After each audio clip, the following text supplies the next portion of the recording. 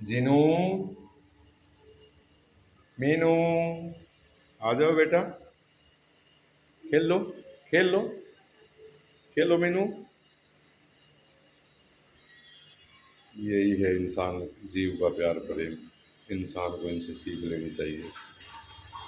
बिल्ली और कुत्ते की दुश्मनी जग जाहिर है, लेकिन आप देख रहे हैं इधर बिल्ली भी बैठी है, उधर डॉगी भी बैठा है। कोई लड़ाई झगड़ा नहीं। यह हमें इंसान के लिए एक संदेश है कि हमें प्यार प्रेम से रहना चाहिए, जीवों की सेवा करनी चाहिए। इन्हीं भावनाओं को दुनिया तक पहुंचाने के लिए सच जीवात्मा सेवा संस्थान प्रयासरत है।